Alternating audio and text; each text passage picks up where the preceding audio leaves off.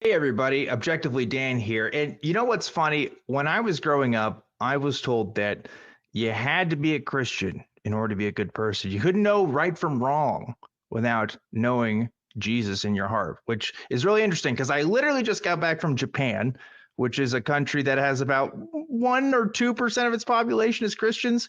And the average Japanese person I met there was nicer than most Americans I've run across. So what's going on here? Do we really need to, convert this entire country to Christianity, or maybe they're just fine as they are? Well, if you disagree with me, maybe you should call into the show because we are starting right now.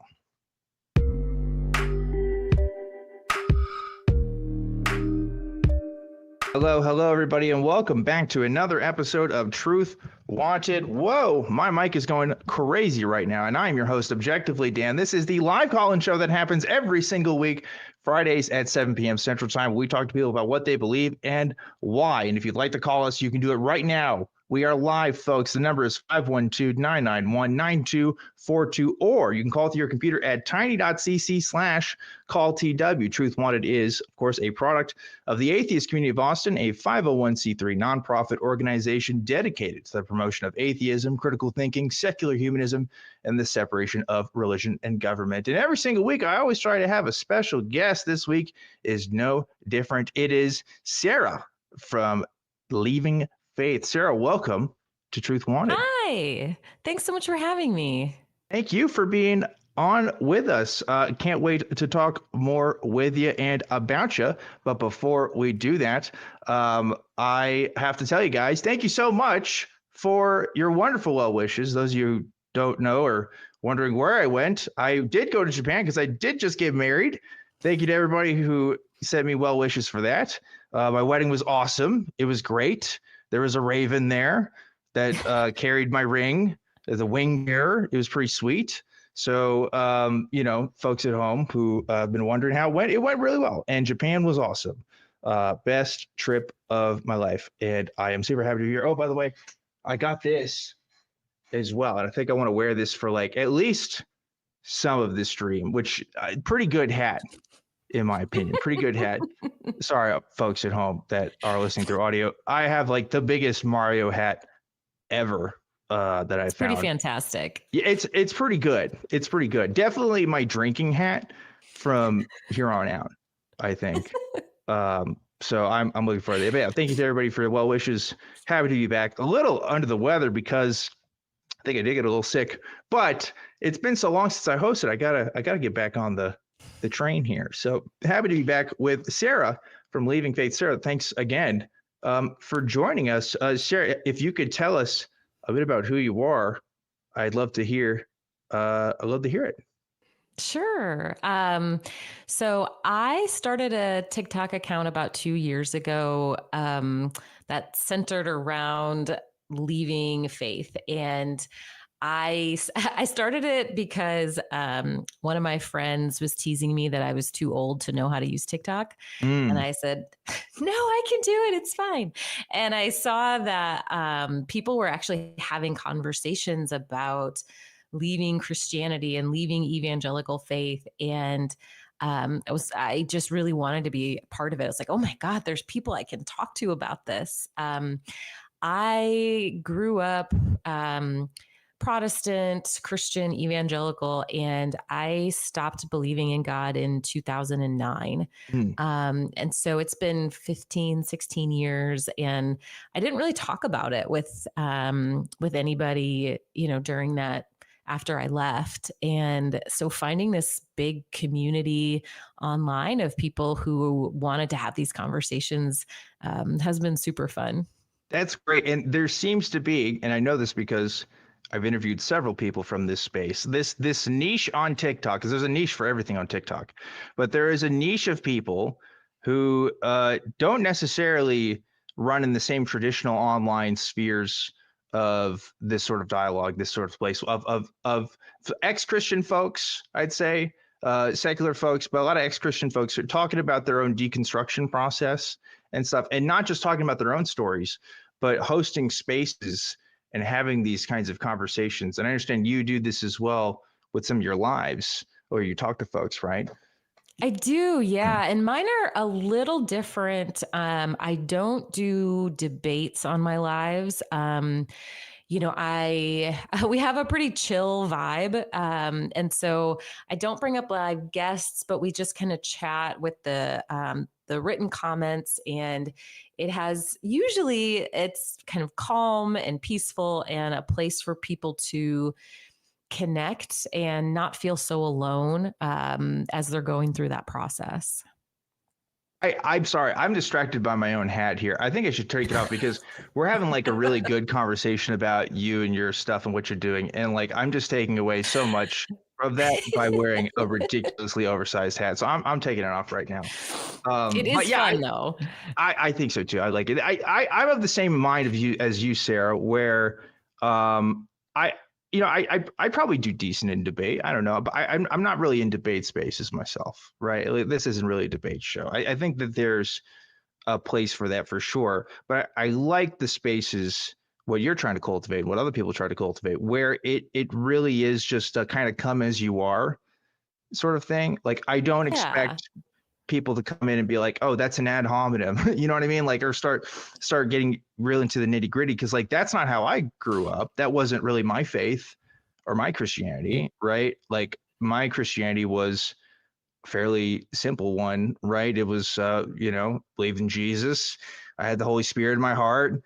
And I don't know, some other platitudes here and there. I think that's just a lot of people, right? So I like this approach of just like, hey, talking to those folks that not like I didn't know what apologists were until I was Mm. way older. You know what I mean? Like I think it's great that we debunk that kind of stuff and people are into that. But I'm a fan of people who are just I don't know talking to average folks about this kind of thing because to me that's almost more interesting in a way. Yeah. Yeah. I can see that for sure. I think I enjoy a good debate, but I think it's Mm, really hard to get a good debate. And by mm, good, I mean one that is productive. yeah. When you debate with people, either you're both trying to learn or you're both trying to win.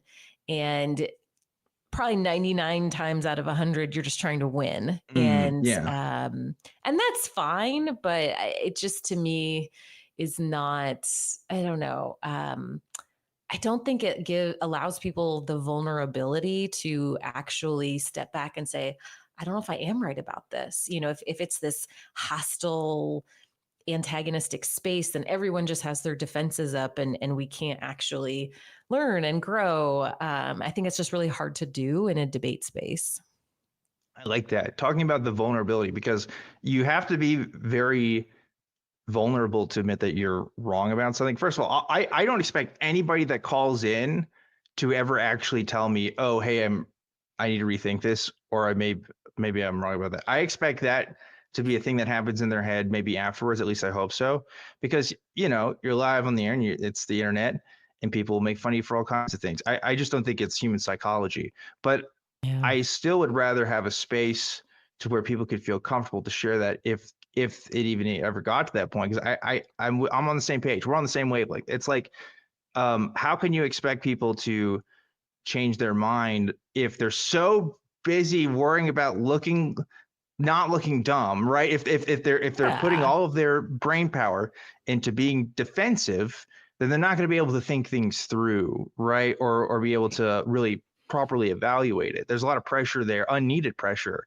that gets added to it. So yeah, I think there's a big value in that, and I like folks like yourself who are doing that on TikTok and are having these kinds of conversations because I don't know, it's TikTok is like a nightmare realm for me sometimes because like there's some places where it's just absolute hell zone, but then there's like Yeah. really good spaces where people are having really good connections. So I don't know, it's a give and take, like most things on the internet, right? But Yeah, absolutely. hmm.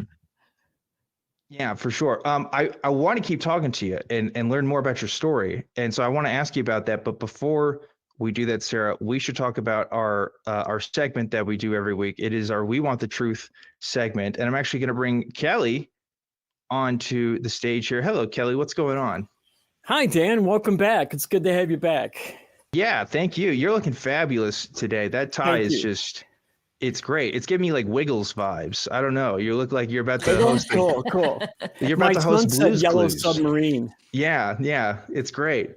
So Cool. Kelly, you got our comments this week. You're going to read those out for us. I do. Yeah. Last week we asked everybody name a time when protesting would be an overreaction, and we got 3 really good answers this week. I'm sorry to say none of them are funny, but they are all really, really good answers. So That's great. That's great. Number 3 from Ironclad Alibi. Name a time when protesting would be an overreaction: when your team wins. True. Yeah. Yes. Oh my God. Yeah, that's a little funny. Yep. And it happens. Yeah, all you know the what? time. I guess that is a little funny because I've seen some pretty funny overreactions to sports wins. Number 2 from our favorite person, Miranda Rensberger. It's an overreaction to protest a person in a costume reading books to children with their parents present. And I'm in total 100% agreement with you on that one, Miranda. Yep. With you on that one. Good comment, Miranda. Good comment. I thought so too. That was awesome. And our number 1 answer from Know What: the time people boycotted Starbucks for having a red holiday cup comes to mind for me when you remember protesting that? was an overreaction. Oh my God, yes. Yeah, yeah, that totally was. Oh It's like Josh Fierstein. Josh Fierstein started that. You remember Josh Fierstein? I don't know what he's doing these days. That guy. Hopefully nothing, right? I hope so too. Yeah, probably grifting. I don't know. They usually do these days, but yeah, man, what a time! What a time when red holiday cups were. Can you imagine that being your biggest worry? When that was the whole thing tearing society apart was red cups. Incredible. Thanks. If only. Yeah. I know. Oh my God. Thank you, Kelly, for reading our comments this week. What's the prompt for this week? The prompt for this week is: the aliens thought they'd have an easy time on Earth, but they didn't anticipate blank. That we should get some good answers. I could think of a couple of good answers right off the bat. How about you two? You got any good answers for that one? Yeah, I'm gonna say flat Earth, like because like they be the most. They would know better than us, right? They're watching us from afar. And they're like, wait, what do you mean you think the Earth is flat? Where do you think we came from? You know what I mean? Like that. I think they'd be pretty flabbergasted by that. Flat Earthers, talking to them. That's funny. Yeah. What about you, Sarah? Well, it kind of goes along. I was just going to say human stupidity. Yeah. It's in the same ballpark, I'd say. It's around that, Yeah. Human beings have a great, we're great at ingenuity for accomplishing a crazy. Wow. Okay. Wow. You can tell I'm rusty, folks. Oh my gosh, this is crazy. Anyway, human beings can accomplish great things, but also we can accomplish great acts of stupidity. It's incredible how stupid we can be as a species. I think that's a marvel in itself. Anyway, that's all I wanted to say. What were you going to say, Kelly? I was just going to say, I always see people contribute a lot of things to conspiracy theories, and I always look at a lot of them and say, that was just somebody being an idiot one day, I want to meet the alien version of Alex Jones and see what they. Oh, that would be fun, right? Yeah, like That's they're putting scary. chemicals in the water. Turning the Gorzak's gay. Yeah, something like that. Yeah, oh man, that's great. Kelly, thank you for contributing. Yes, thank you so much. And we'll get you back in the background there. So thanks, Kelly, for our question of the week. So that's our prompt this week, folks. If aliens, the aliens thought they'd have an easy time on Earth, but they didn't anticipate blank. So leave your comment below and we'll read our top 3 for next week. And I want to see what you guys come up with that. I'll be very curious. So anyway, back to you, Sarah. So you are like many people in this space where you're obviously very passionate about this. You said that you first deconverted in 2009 and you're talking about this issue now in 2025. So obviously this is a big deal for you. So why is this a big deal? Tell me about your story with that. Yeah. So my belief in God and what I considered relationship with God was enormously important to me. When I when I was in college, I went on several international mission trips. I started sort of running with like a charismatic group. And I eventually kind of got into like prophecy and then fasting and just really it got more and more intense, especially after I traveled internationally. And when I was in my PhD program, those first 2 years, I was in a habit of I would I fasted twice a week, and then I would set aside 2 hours every day to read and pray. And so it was like, even though I was in kind of this stressful academic program, it was like, nope, like my relationship with God is it. Like that's my most important thing. And I really felt like, career is background, but I'm here to do God's work. I'm here to bring his kingdom. And I just want to do whatever he wants me to do. And so when I started questioning everything, it was earth shattering. My entire world turned upside down, and I didn't have anyone to talk to about it because all of my friends at the church I was going to, we couldn't really discuss it because they were just trying to talk me back into it, Right. And then my non-Christian friends were like, what's the big deal? Like, okay, you don't believe anymore. I'm like, no, this is devastating. Right. And, back in 2009, like there really wasn't much social media at all. And so I didn't even have like an internet community to connect to. And so, yeah, finding TikTok and finding people talking about it, it's been really cathartic for me just to like have these conversations that I've had built up in my brain for 15 years. That is so true what you said about like, look, you're having this trouble because you're sort of disassociating yourself from this identity that you've had like your entire life, and other people just kind of being like what's the big deal? I don't understand. Like that is one of the biggest struggles I think of being sort of an activist in this space, I'd say, because when you talk with other folks who may politically agree with you on every other thing under the sun, I found that folks who don't tend to have that religious upbringing don't always understand why folks like us might want to talk about these things, because it was our whole lives. If it's not your whole life, it may not make as much sense. But when it was your whole life and it is your identity, and suddenly you can talk about these doubts and these feelings and these things you've had built up inside for years and years and years, like that's not only cathartic, it's liberating. It changes everything, right? And at least that's a feeling for me. I certainly haven't forgotten. Certainly sounds like you haven't forgotten. And I would love to give that same feeling for other people personally. I mean, like that's one of the reasons why I like to do what I do. But it sounds like you're in a similar boat where it's like, hey, this was a big deal then. It's still a big deal now, right? Yeah.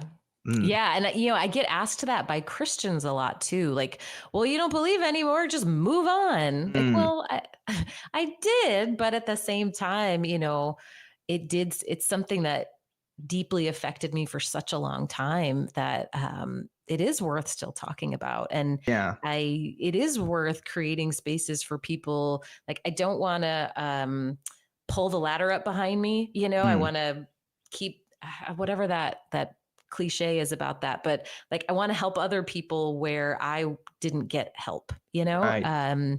So it does, it still means a lot to me.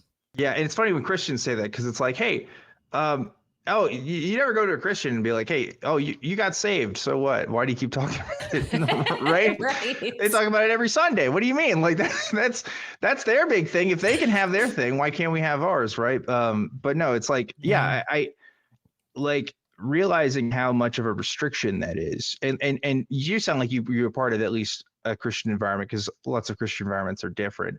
But the stuff you're describing, the fasting, the dedicated prayer time, it sounds like it's high control in some ways, right? And that can be so crazy when you realize you don't have to live that way and still be a good person, still have a happy and fulfilling life, still do all the things that you want to do. I didn't think that was an option for me. right? So, Right. you know, I can only imagine what that must have been like for you, especially doing stuff in your PhD program. And it sounds like too that you had trouble expressing that with folks in your life. So I imagine they weren't too keen on you leaving the faith, huh? Yeah. Yeah. I I had some hard conversations, Mm, and um eventually I lost all of those friendships. mm, You know, it just every time we would get together, they just would try to convert me back, you know, mm, and eventually you just feel like a project rather right. than, you know, a friendship. Mm, And so that became really difficult.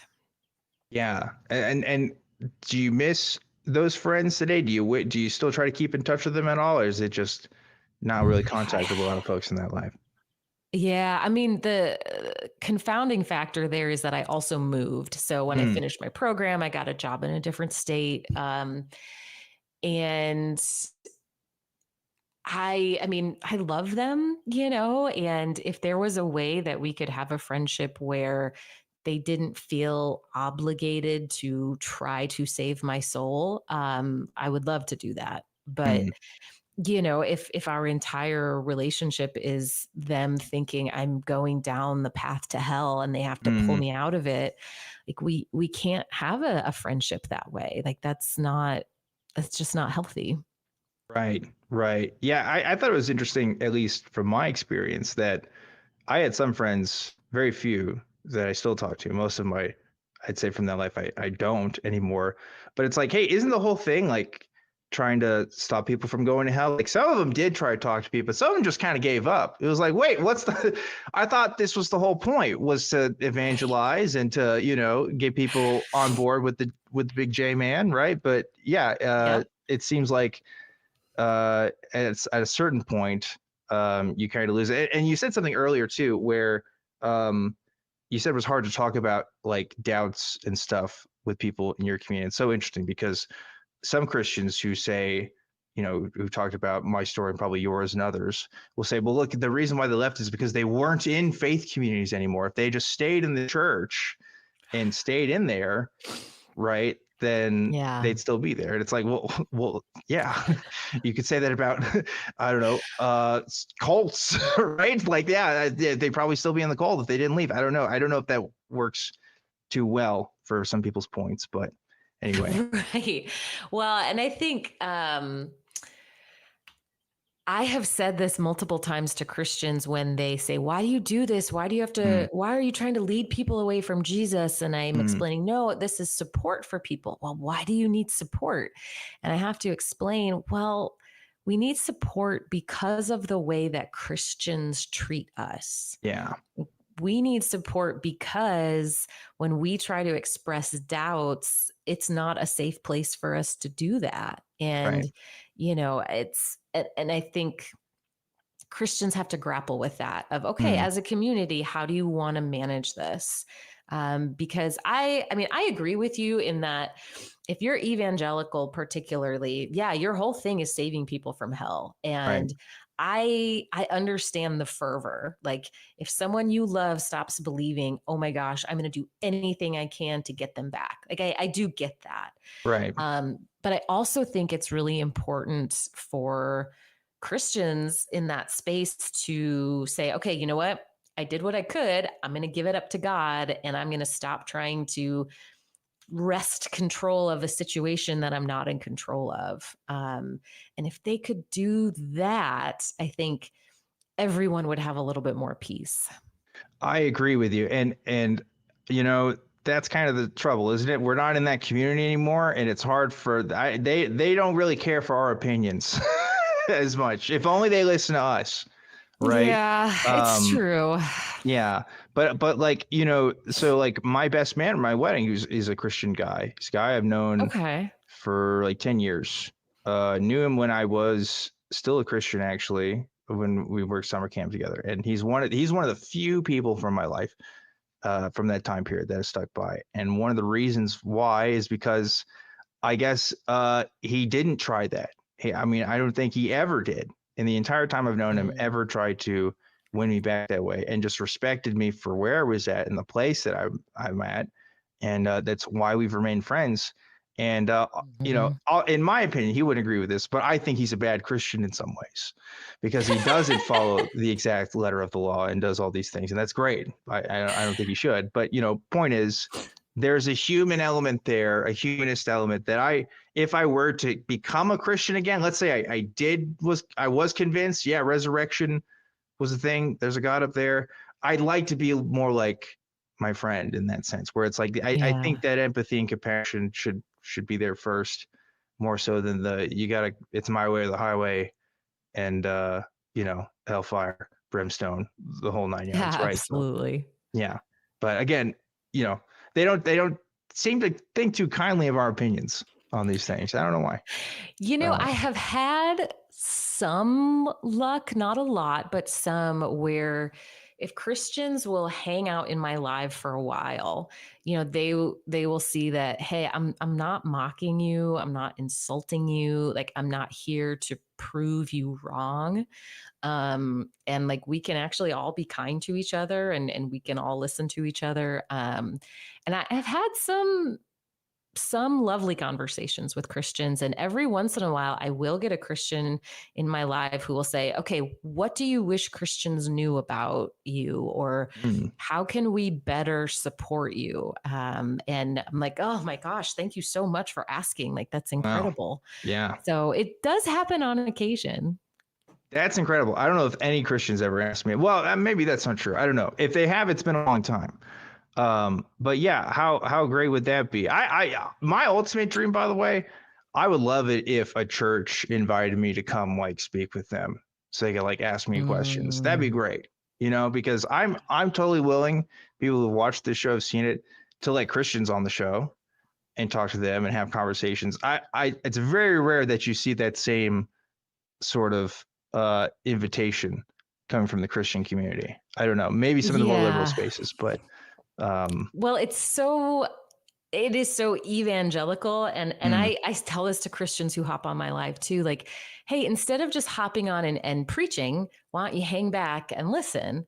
And I think it's so difficult for Christians, especially in their official Christian capacity, to not go right into conversion mode and to let go of that control for a little bit and actually stop and allow people to express themselves and be themselves before you try and convert them. I think that would do everyone a lot of good.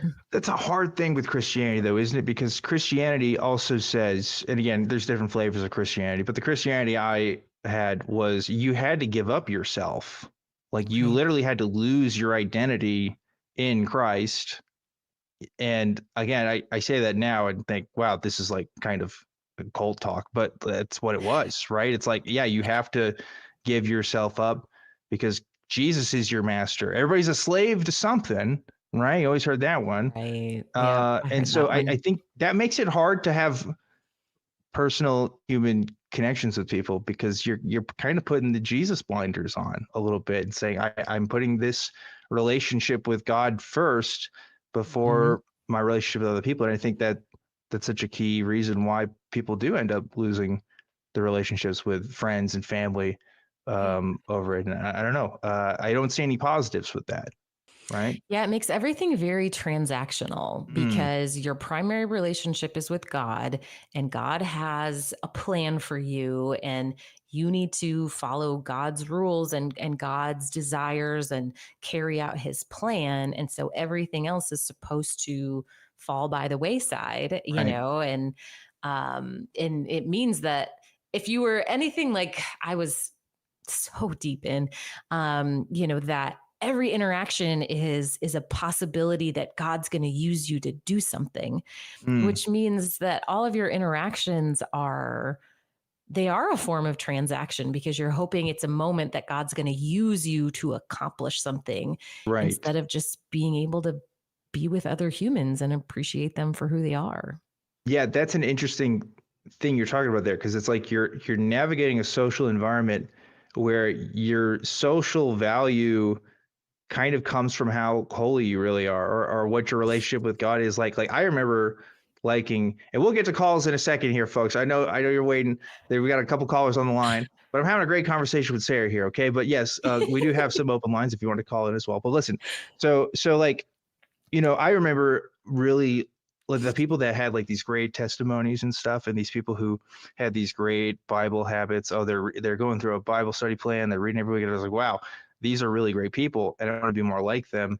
It's almost like Christian clout in a way. It's sort of like there's this additional hierarchy you have to kind of navigate. And I remember when I was getting really more into it, I wanted to be more like these other folks. And then for me, it was, okay, I'm going to read more about the Bible and everything. And, things started to not make sense. But it's interesting how, again, like when you leave Christianity, like you said, how you kind of have to start over in a way, and realizing, oh, people don't think like that, like at all. Like that's kind of just a Christian thing, or at least maybe a religious thing. Maybe other communities can relate to that, but I don't know. That another great reason why it's great to have the resources, being able to talk to people, like being able to help navigate that for folks, right?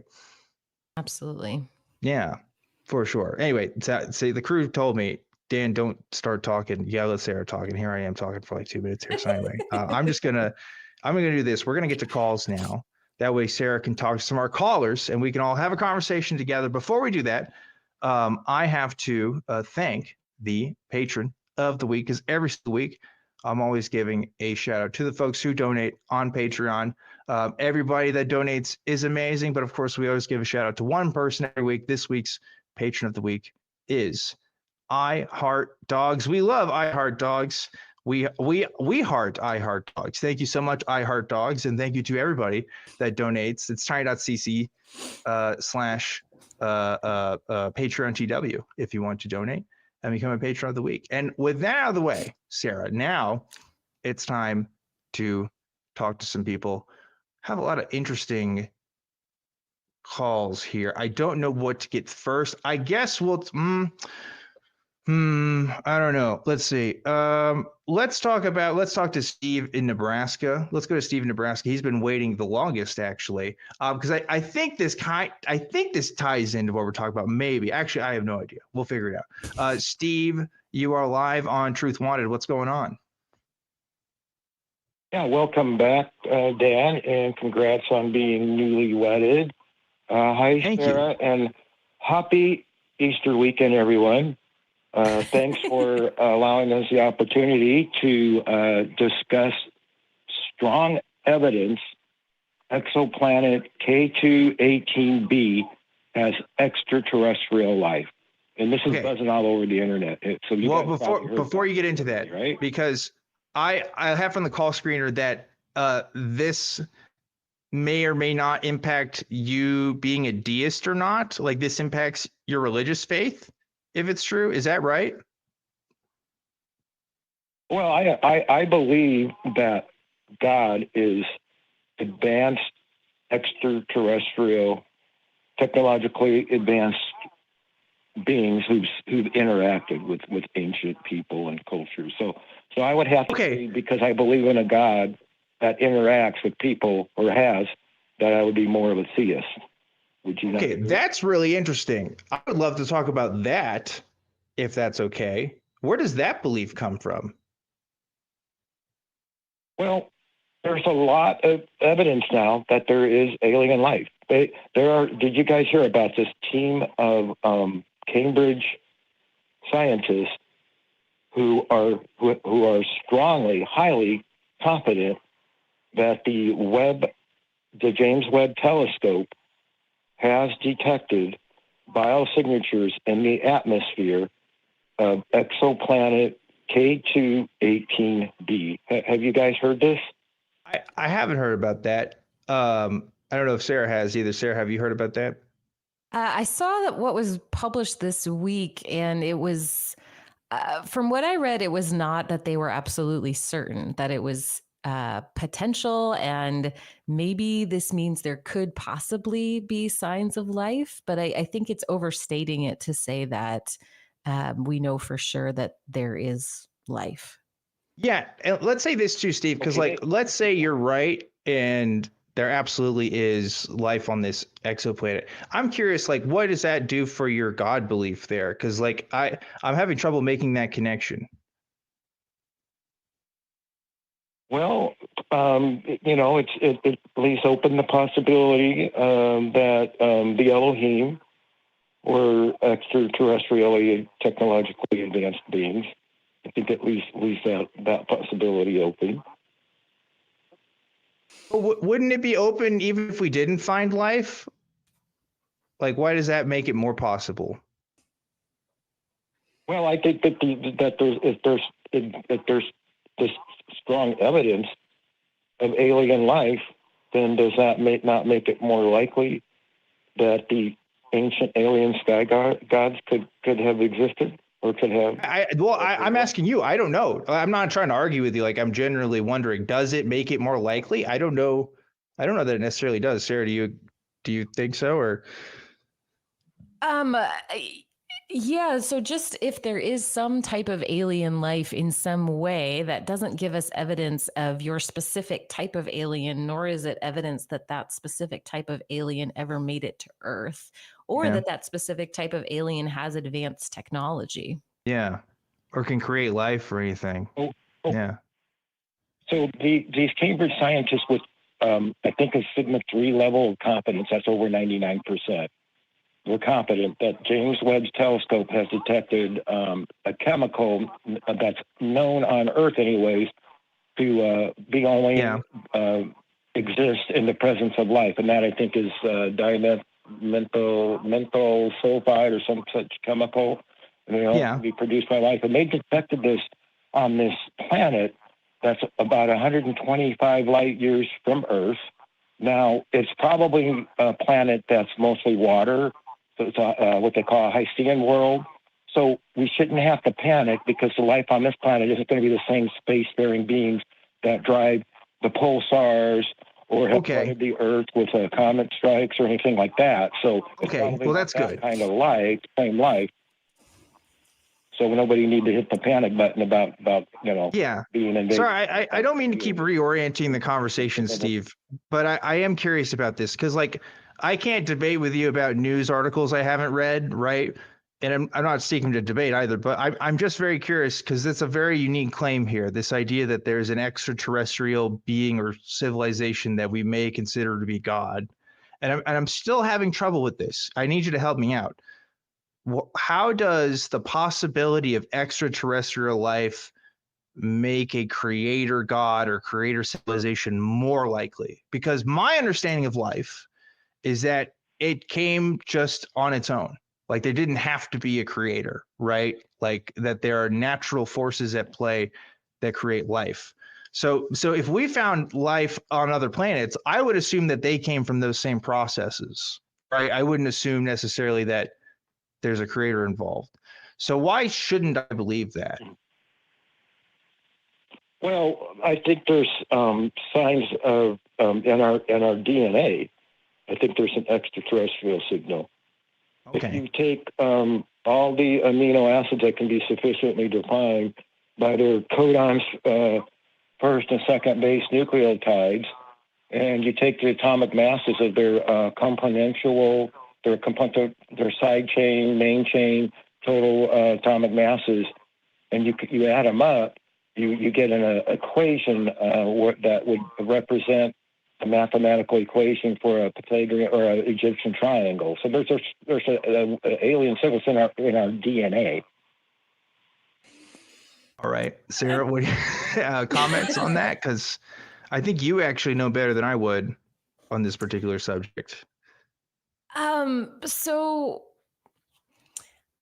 the human brain loves to find patterns, and we are good at finding patterns even when patterns don't exist. And that's just how our brain functions. And so if the evidence or what you're considering is taking a little part of our DNA, and if you put it in a certain order and then you assign it a certain number, and then it turns into an equation that sounds, when you're going that many steps, this is finding a pattern where there isn't any? Like, it's sort of the same thing when people look at biblical text and they assign numbers to things, and they think that there's secret codes in the biblical text. You can find a pattern in almost anything, but that doesn't mean that it's there purposefully and meaningfully. Well, I forgot to mention that this pattern in the DNA, you have to factor out 37 to get the mathematical equation for a triangle. So I don't quite know what the significance of that is, but there's a lot. I don't know what the significance of that is either, Steve. I don't know why you brought that up, to be honest with you. Right. Yeah, I just forgot to give a full explanation. Okay, but I'm sorry, Steve. I'm going to be real with you. I think what you just said was kind of rude because you didn't actually answer Sarah at all. Were you listening to Sarah? Do you have anything to say to what she had to say? Well, she thinks I'm just seeing patterns. I heard what she's saying. She's just writing this off as, oh, there's just these patterns, and it doesn't mean anything. She just thinks they're just random. It's just just a random thing. Yeah. Well, I mean, what do you think about that? Well, yeah. Obviously, there's going to be patterns when you're trying to communicate using math. Of course, there's going to be patterns involved, of course. Well, the fact that you have to knock out 37 to make it work, I mean, it seems like you are starting with your conclusion and then rearranging things until you get to the conclusion that you want. Yeah.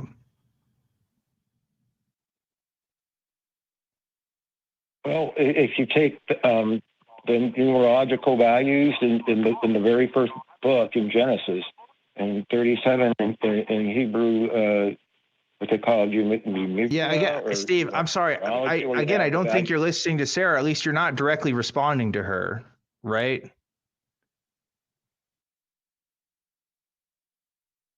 Okay. So how is it that I'm supposed to respond when she's just dismissing my beliefs as just patterns? Just, trying to see patterns that don't mean anything.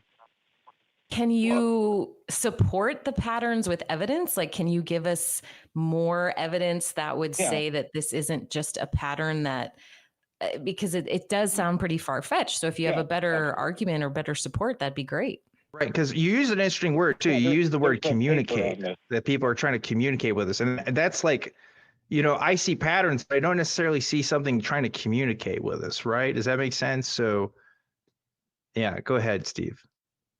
The evidence is there's a paper titled The Wow Signal of the Terrestrial Genetic Code that was published about 15 years ago in Icarus, reputable scientific journal Icarus, by a couple of scientists, Maxim Makakov and, I forgot the other guy, Sherbach, and Vladimir Sherbach. And it's all in that paper. So I'm just not making something up. It's something I've actually read about. I'm not saying you're making things up. I'm just like, I think we're on the same page that there's definitely patterns, but like what we're taking as meaningful from those patterns, I think, is where we're deferring, because you're seeing a creator in this. And by the way, this isn't something that folks who talk about the extraterrestrial believe, right? Christians talk about this. They say, look at DNA, look at how amazingly designed it is, and that's evidence for God, right? So that's across lots of belief systems, actually. So this isn't that far-fetched. This is actually a very popular idea. But I think where I at least draw skepticism is that, yeah, we can see complex things in nature, but complexity doesn't always mean design either, right? I think that there's a sort of a dichotomy there. But we're running out of time on this call, Steve, unfortunately. So I want to give you the last word here. Anything else you want to say before we let you go, or anything you want to point us to? Not any papers to read, but maybe just something to think about. Yeah, I'm not claiming any. I'm not making any like God, creator of the universe claims here. I'm not claiming that life was made by some magic wizard in the sky. I'm just claiming that there's this evidence that there's been interactions between humans and extraterrestrials, and that we have a common cosmic ancestry with other life. Okay. That's all I had to say.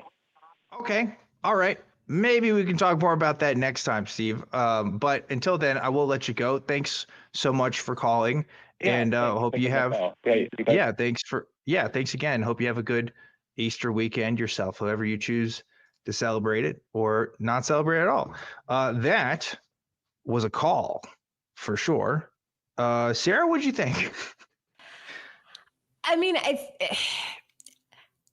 I think it's a very normal human thing to do. Like we want meaning, we want purpose, and I think I completely understand that desire. I think it is confirmation bias. When you want to see something, you will see something. But I guess I also wasn't following how aliens related to God and anything supernatural and spiritual. It just seemed more like a conversation about an advanced natural species. So I didn't quite get that part. That is interesting. If it's a natural species, do you still call it God? I guess maybe. I don't know. I'm willing to lend credence there, but at the same time, I think you hit the nail on the head. It's affirming the consequence for a lot of this, right? Where it's like when you start with the conclusion you want to hear and you built it into your argument, of course you're going to see it, right? Like you could do the exact same thing with the God thing. I mean, I already did. I said, hey, I think I look at DNA and I see Christian God.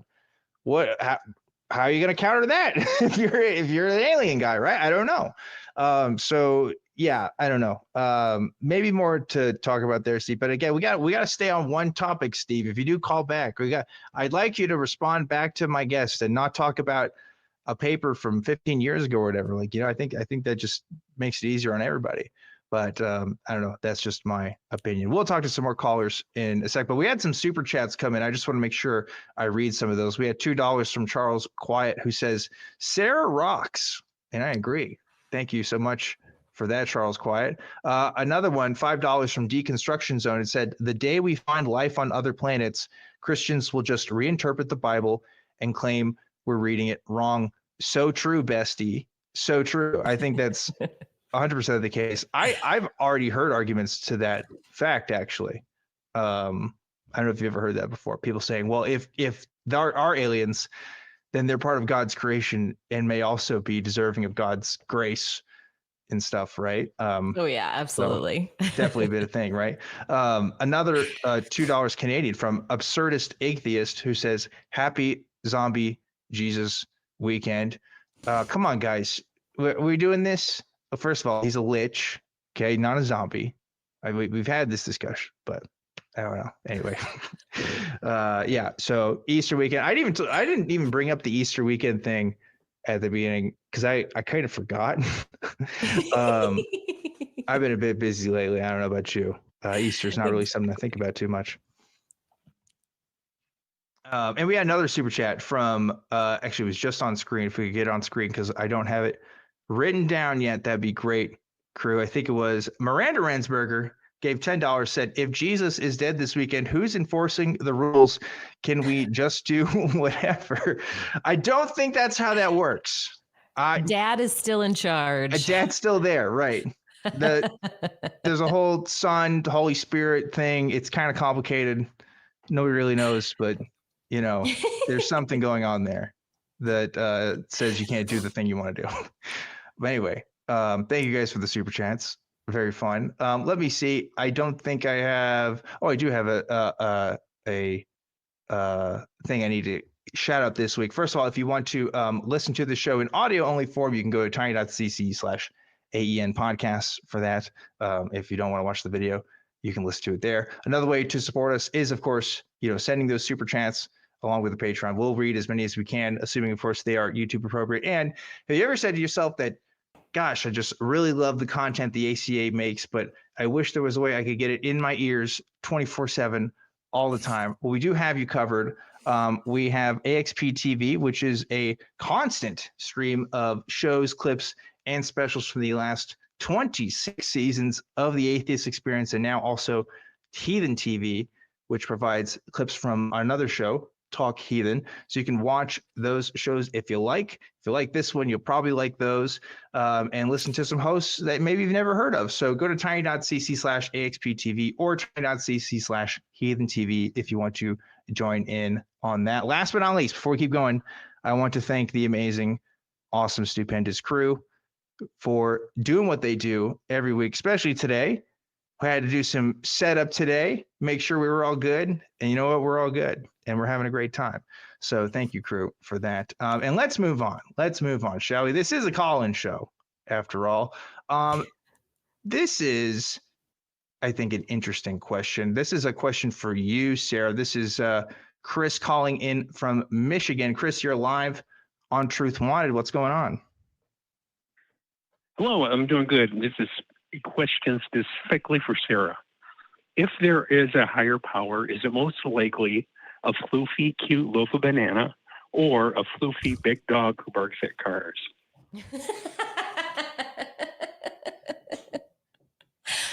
I think it is most likely a floofy big dog that barks at things.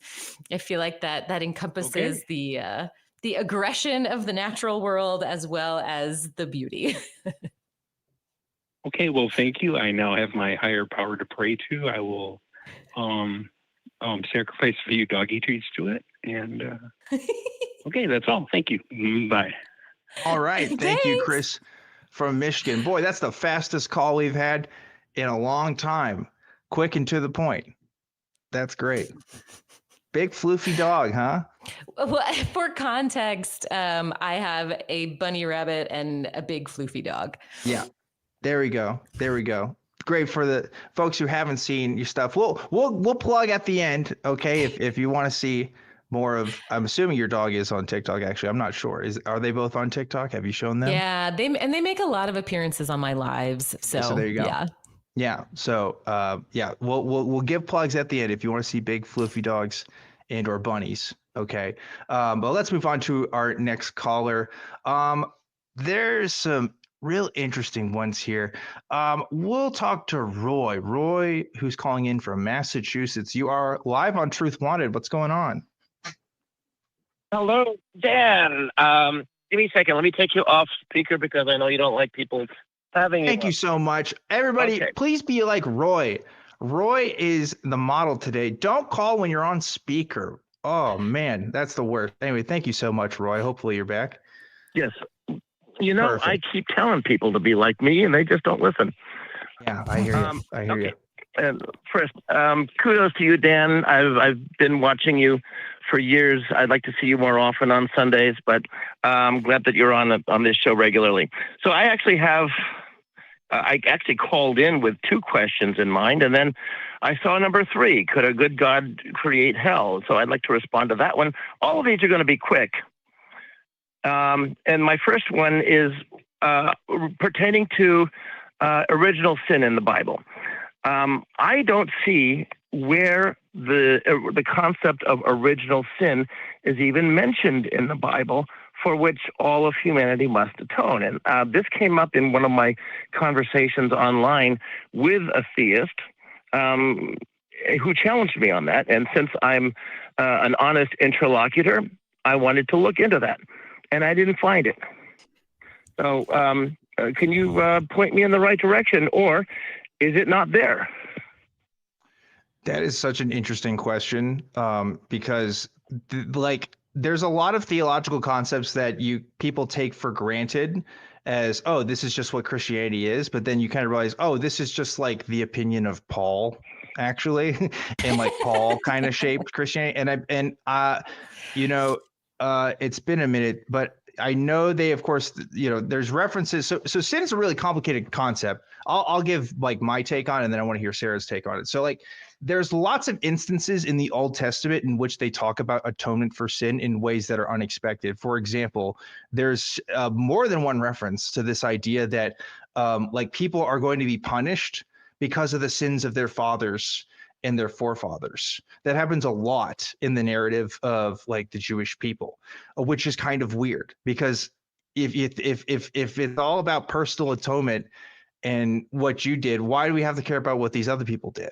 And it's because this idea of sin it has changed over time and is obviously very different from what the original Semitic peoples believed. And they had different ideas for it. One of which, of course, was this idea that God had to be atoned in order to give blessings or to protect from crops, failing, stuff like that. There's a lot of that kind of stuff that happens with Yahweh, because Yahweh was, a lot of historians believe, was actually part of a poly group of gods, right? There was actually more than one God, and that's referenced in the Bible as well in some instances, where Baal is talked about a lot, right? Baal isn't talked about as an entity that doesn't necessarily exist, right? But is just not as powerful as God. So there's all these different instances. So one of them is his atonement for sin, and the animal sacrifices that had to be made, like you think about with Abraham and Isaac, right? That had to be done to atone for themselves, to atone for the sins of groups of people, right? Not just personal sins, but also for entire groups. So you can even be forgiven for all kinds of stuff. Anyway, I'm going on a tangent here, but the point is, original sin is a more of a neo concept than you might expect. And I think you're right about this. I don't think the original, if you talk to Jews today, they certainly don't talk about original sin like Christians do. And there's not a lot of evidence for it, as far as I'm aware, in the Old Testament. That seems to be more of a New Testament idea, particularly with Paul, when he talks about his telling of what Adam and Eve is all about. And he talks about our fallen nature and stuff like that. So in my unprofessional, unread, unscholarly opinion, original sin is kind of a sketchy idea. There's some support for it, some not support for it, but that's a lot of ideas in the Bible. I don't know. That's me talking for a long time here. Sarah, any thoughts on that? Yeah, I agree with you that it's a much more New Testament idea and probably a much more Pauline idea, versus like, for all have sinned and fallen short of the glory of God. And I think that Christians really do go back and reinterpret the fall to mean that, the entire earth is different. The entire planet is different. And so therefore our nature is different. And I think they just kind of use some references to, Jesus died for the sins of the world. The idea that, we all require this, but it is, I think, a very New Testament idea. And it's, I agree, very, very much from Paul. Yeah. I think so. But again, not an expert, not a scholar, just a podcast YouTuber guy. Anyway, what were we going to say, Roy? Oh, that's okay. So I just want to steel man what you've just said. As far as you know, original sin isn't actually explicitly mentioned in the Bible, just atonement for sins in general. Am I correct? Well, yeah. So go ahead, Sarah. So it depends on what you think certain verses mean. So if it says for all have sinned, I think a lot of people in particular denominations would say, see, that's evidence that it's impossible not to sin. Therefore, everyone sins. We have this nature, this propensity to sin. So I think it depends on what a verse like that means to you. Right. Yeah. Well, I was talking about the original sin of Adam and Eve, and so that's what is commonly referred to as the original sin. But was I correct in my summary of your responses? I'd say so. Like, I've used this way of describing the Bible before, but the Bible is kind of like a collection of different blog posts. And like Paul is the biggest blogger in this collection, where his opinion kind of comes in, but there's a lot of people's opinions in the Bible. It's not a cohesive narrative necessarily. It's not a cohesive theological idea. Like different books just kind of say different things. And you spend your whole life as a Christian trying to figure out what it all actually means. And at the end of the day, I just kind of say, well, I think it's just different people at different times interpreting this idea differently and talking about their interpretation. So it may not be all a singular cohesive idea, but yeah, I think that's, again, more of a Pauline idea, like Sarah was saying as well. It's more of a later Christian idea, definitely. Okay. Do you have time for another? Of course, go ahead. Okay, so another point that was raised is sometimes we atheists say that God is going to punish us for not worshiping him, and I was also challenged on that. So I looked into this. I found verses in John 14, which say that belief is sufficient to go to heaven, but worship is not, because worship is not even mentioned. And specifically John 14, verses 11, 12, which say, believe me when I say that I am in the Father and the Father is in me, or at least believe on the evidence of the works themselves. Very truly, I tell you, whoever believes in me will do the works I have been doing, and they will do even greater things than these, because I am going to the Father. So this emphasizes belief, not worship. Worship isn't even mentioned. And I wanted your take on that. That's an interesting idea. Sarah, why don't you go first on that? So salvation in general, I think, is very contradictory. There are verses just like that that say belief is what gets you there. Then there are other verses that define, like, is faith alone? Is faith, if faith without works is dead? And so do you have to just believe? Do you have to have a particular type of belief that yields good deeds? Do you have to be baptized? Do you have to repent and accept that Jesus is the king of your life? And all of those steps you can find support for. And so the idea that the Bible is clear about salvation, I think, isn't true. But the idea that you have to worship God in order to get to heaven, I would agree that's not well supported.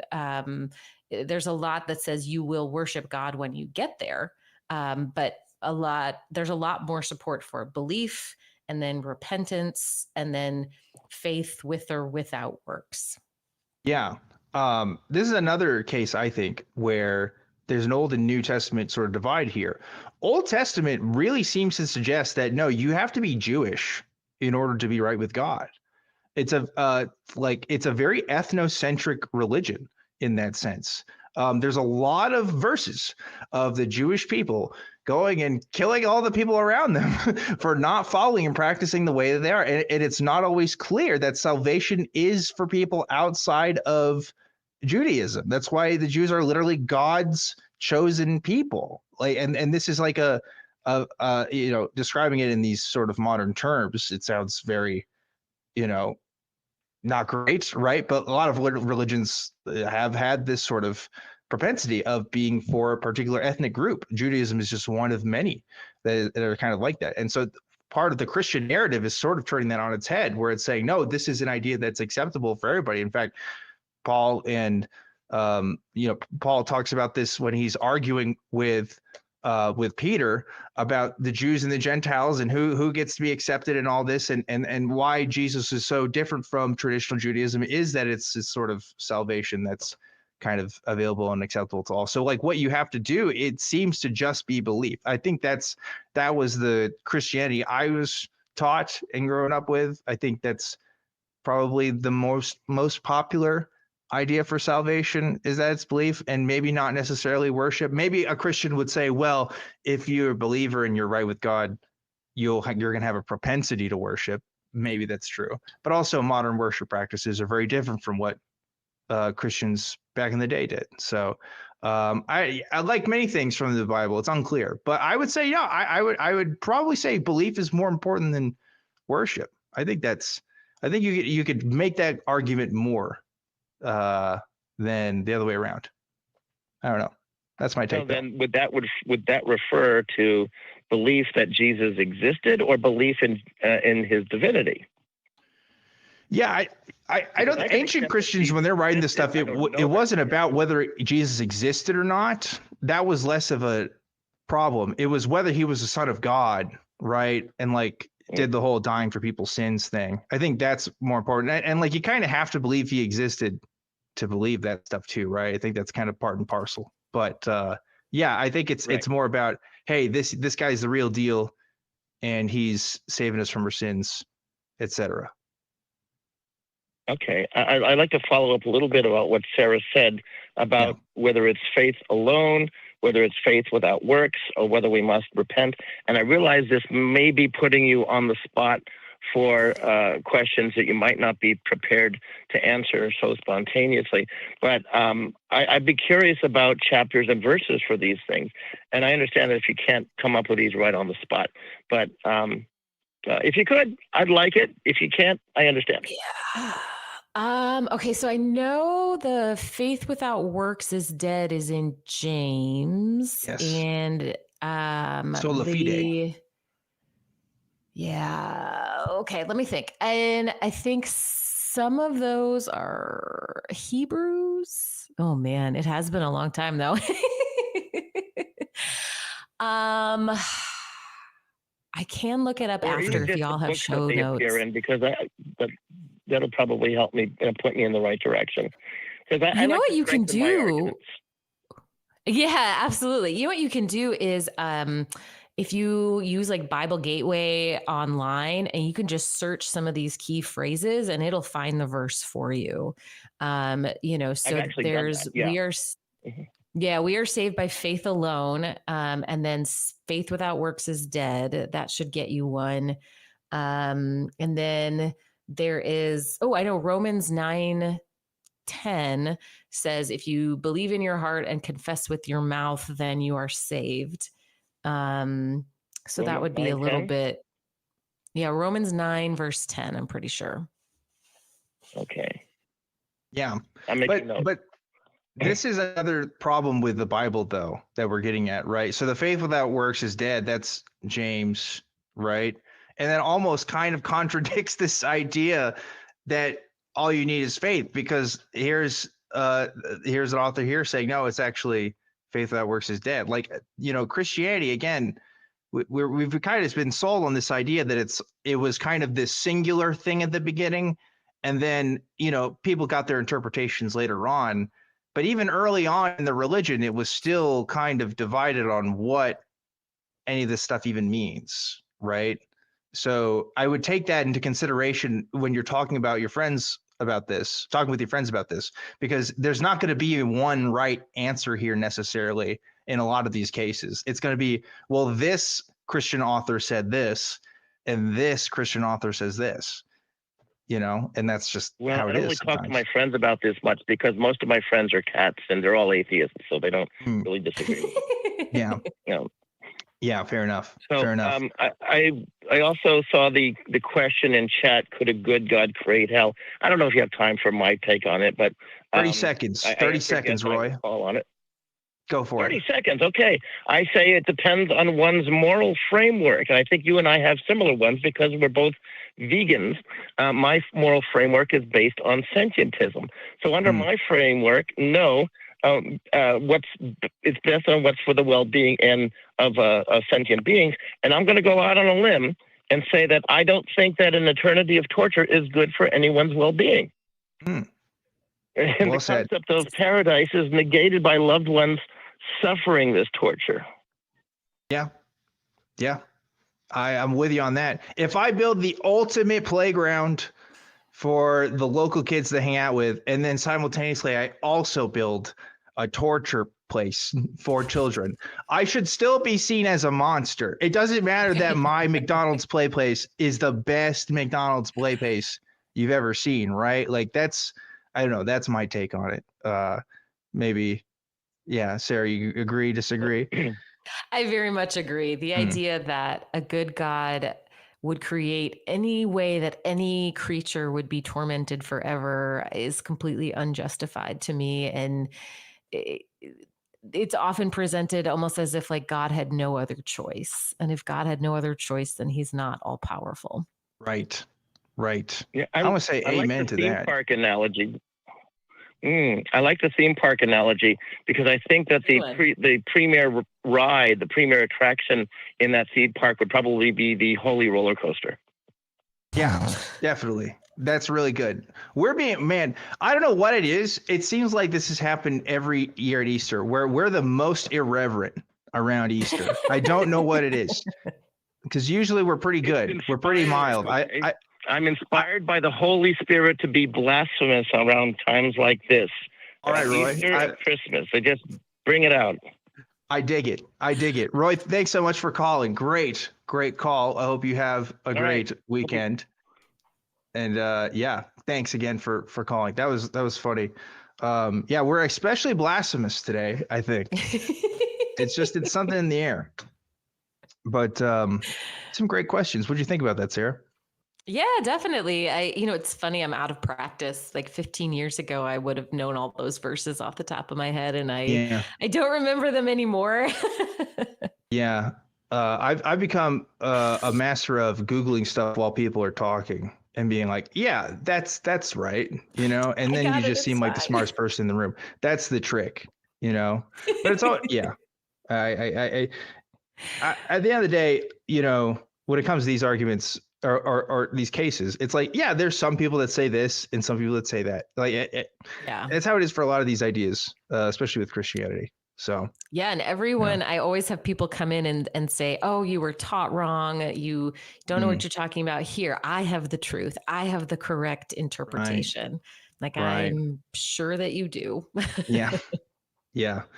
The only way to win the game is to not play it at all, right? That's kind of where I'm at with it now. I don't know. It's yeah. Anyway, we have some other folks that want to talk to us. Sarah, you want to keep it rolling? Let's do it. All right, cool. Let's see. We have man, this one's a interesting one. I think this will be good. We got Chuck calling in from California, and Chuck wants to discuss his deconversion story here. Chuck, you are live on Truth Wanted. What's going on? Hello, Chuck. You are live on Truth Wanted. If your phone is muted, you should unmute it because you are live. I am. I'm sorry. I'm speaking with Dan and Sara, correct? Yes, you are. Thanks so much. Yeah, no worries. I get it. You're waiting on the line. You put yourself on mute. It's all good. I appreciate it. Yep, you're live on the air. So what's going on? Sure. Yeah, just got a couple pups around the house, including an actual puppy. So he's very barky. So yeah, on mute. Anyway, yes, I'm from California. I know my story, this clip might not be as clickbaity as some of the, people that disagree with you, but I thought that a lot of people might find it valuable.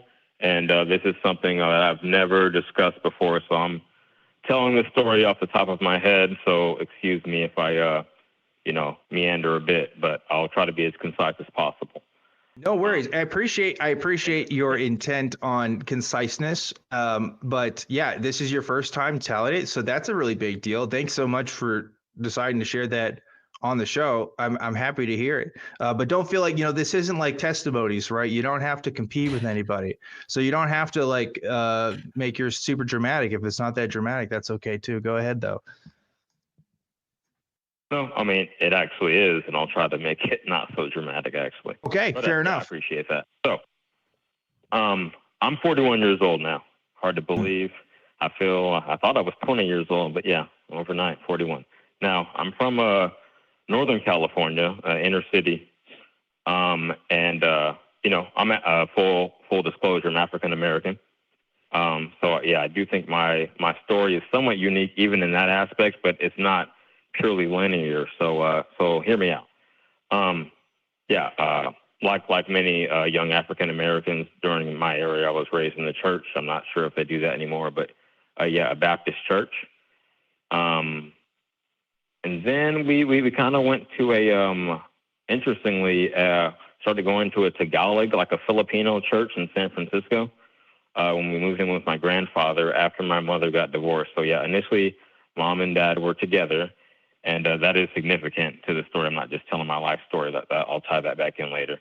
But mom and dad were married when I was conceived, and then got divorced when I was 5. Moved in with grandfather, and then started going to that Filipino church in San Francisco. My uncle was a minister there, and that was good. So I was all in, And then we moved to the suburbs when I was about 10 years old. And I don't know if anyone's familiar with Awana. It's kind of like a Christian Boy Scouts.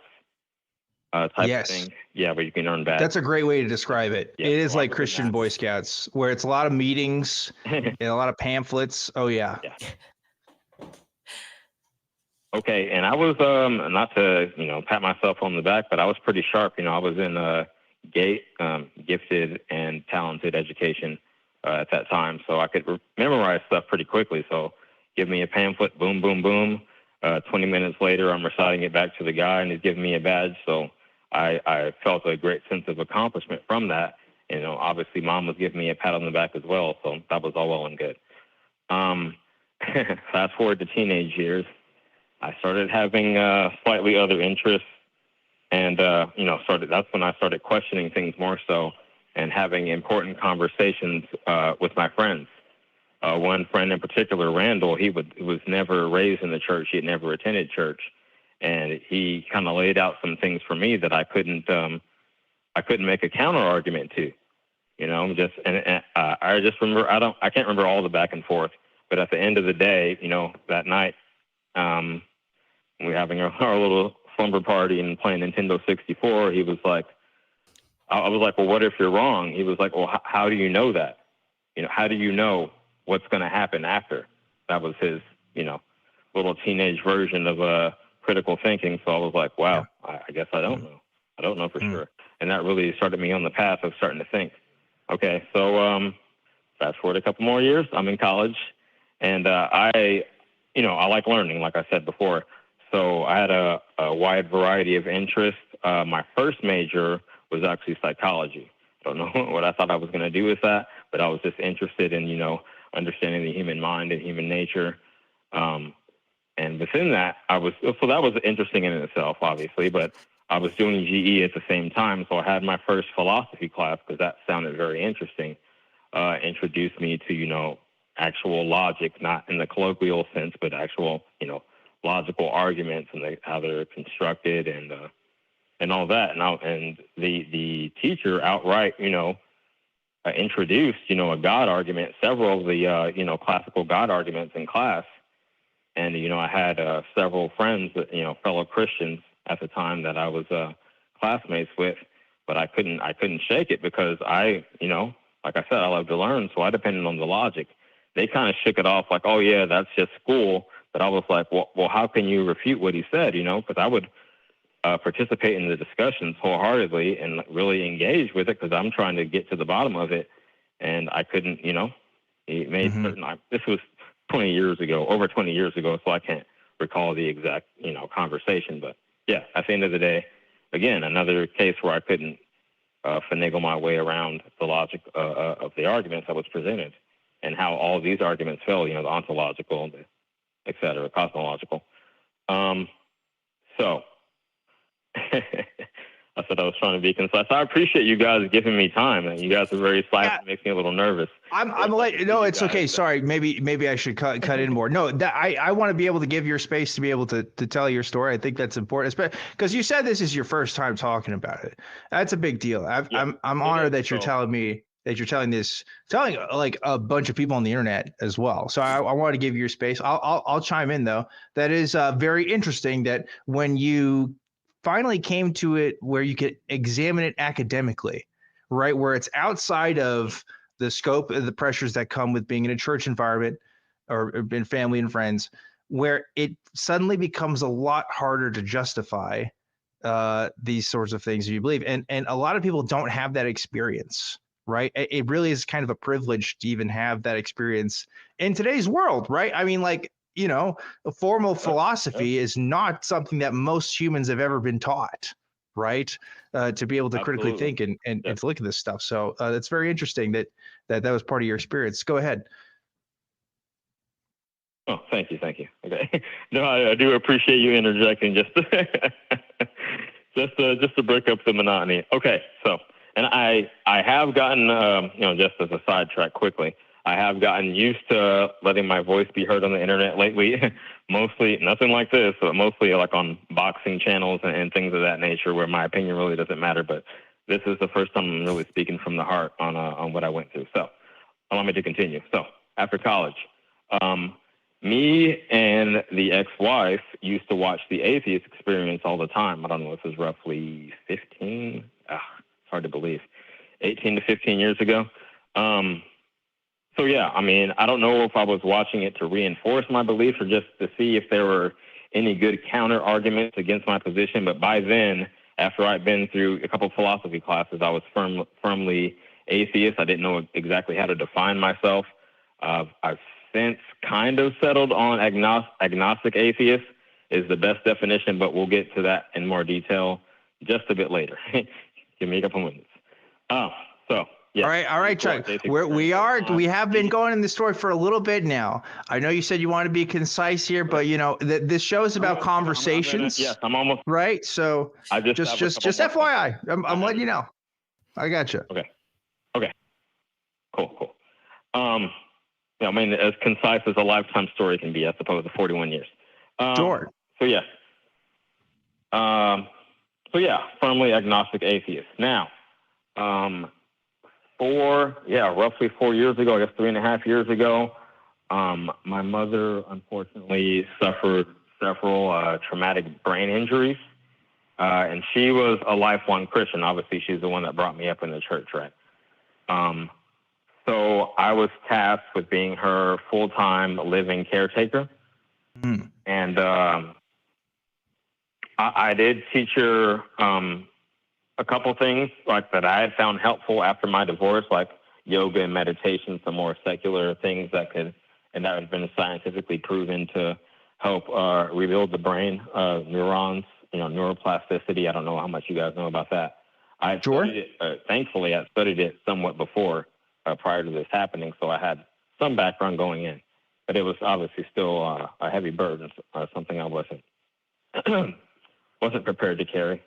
But we were doing well for a time, and part of our routine, because she believed in it, I would put like a little, church, like a sermon or something, playlist on YouTube, and have her scroll to it because she was actually able to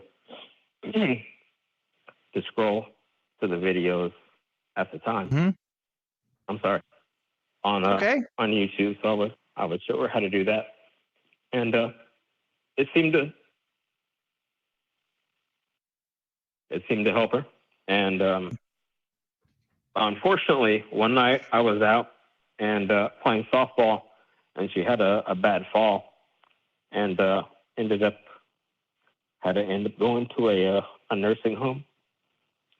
But the reason I even mention all that is during that time, I kind of, desperate times call for desperate measures. So I kind of slipped back into hoping that somehow the God she believed in could save her, because that's where I relocated to help her get better. But I wasn't quite able to get us over the top, and I feel a tremendous amount of guilt for that. But to put a bow on it, the reason I say all that is an emotional appeal or hoping that something is true. I've learned is never enough reason to justify a belief, no matter how badly you want it to be true, and how much good intention and love is behind it.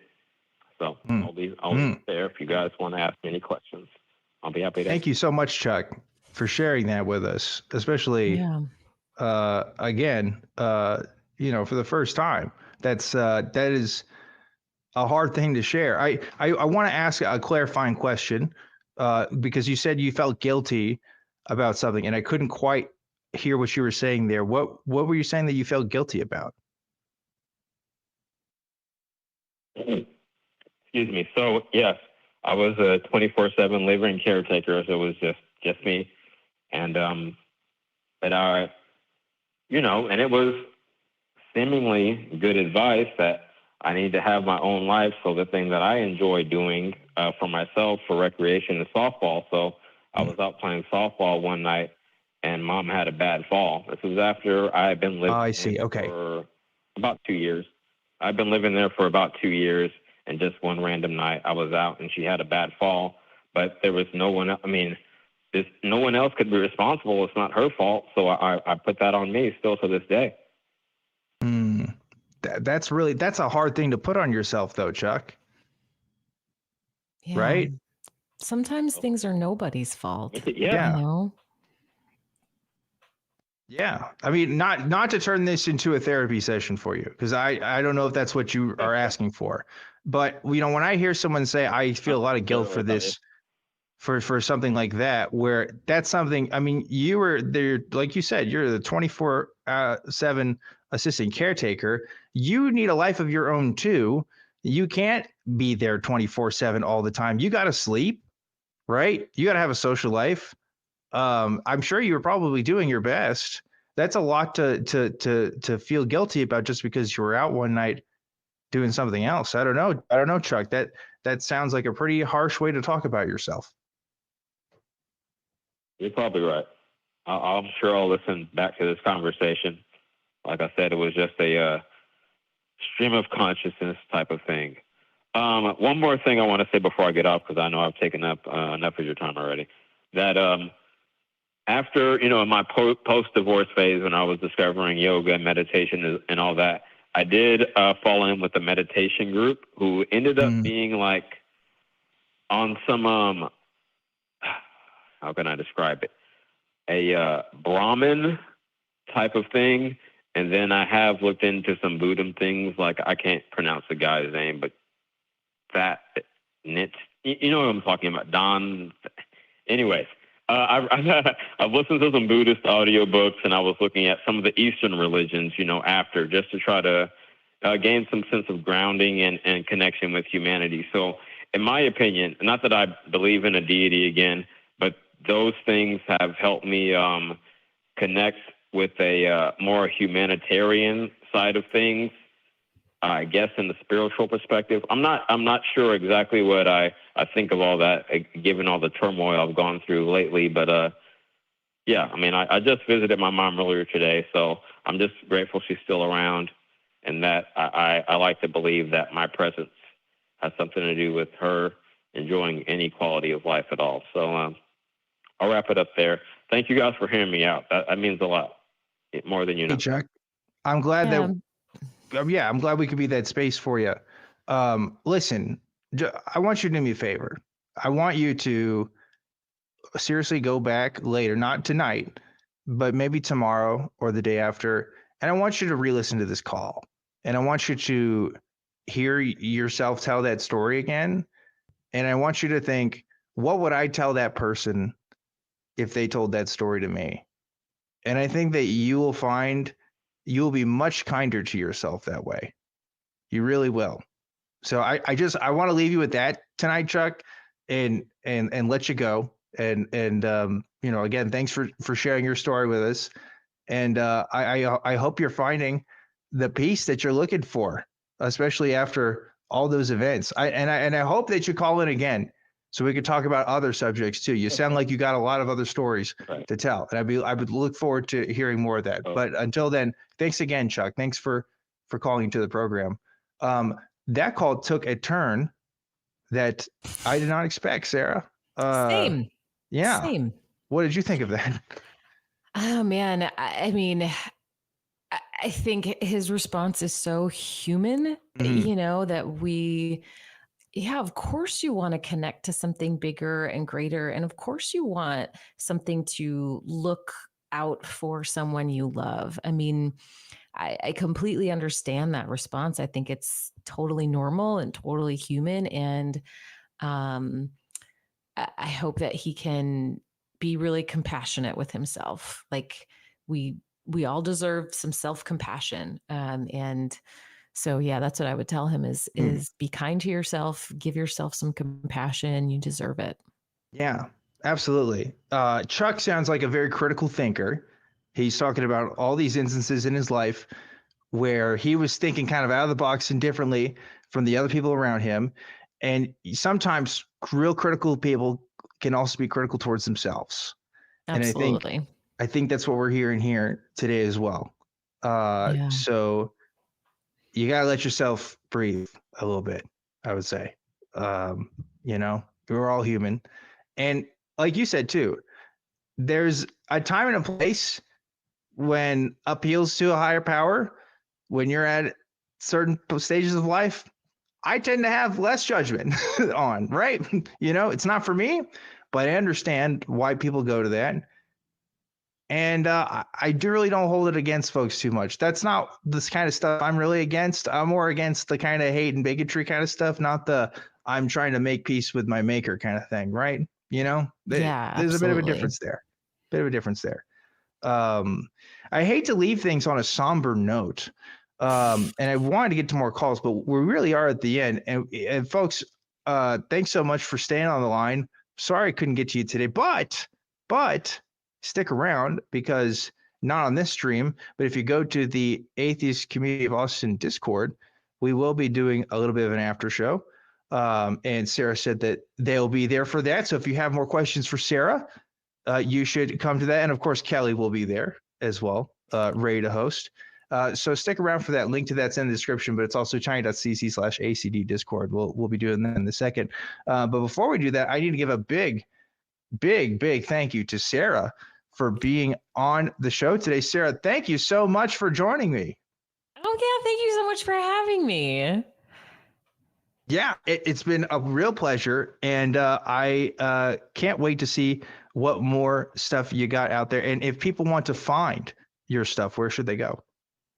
I am here on YouTube and TikTok, and my handle on both is @leavingfaith. And my DMs are open on TikTok, so as long as you send me a nice DM and they're not mean, then yes, I will get back to you on TikTok. Sweet. There you go. Open DMs. That's a bold thing in 2025. More power to you. Well, I don't know. It's a hard thing, but I appreciate that you do it. Folks, go check out Sara if you want to see more of their content. Otherwise, stick around for the after show in just a second, where you get to hear more from her. I want to also thank our backup host, Kelly, for joining us tonight. Kelly, what'd you think of today's show? Pretty good? Yeah, I thought it was awesome. Sara, you were great. I was really impressed. You were awesome. Thank you so much for being here. Oh, I agree. For having me. Kelly, remind us what the prompt this week is for. Oh yeah, the prompt this week. It is: the aliens thought that they would have an easy time on Earth, but they didn't anticipate blank. Yes. So leave your comment below if you haven't yet, and we will read our top answers next week. And lastly, Sara, before we get going, I like to ask my guests words of wisdom. And I usually, I don't know, a lot of times I tell them ahead of time. I didn't tell you ahead of time today that I was going to do it, because I like to hear what words of wisdom you have off the cuff. Okay. So words of wisdom, what do you got for us? You are a human doing the best that you can, and you do not have to be perfect in order to be good. I love that. That was really great. What a great show, folks. I'm Objectively Dan. This has been another awesome episode of Truth Wanted. Remember to always keep wanting the truth, and we'll see you next time.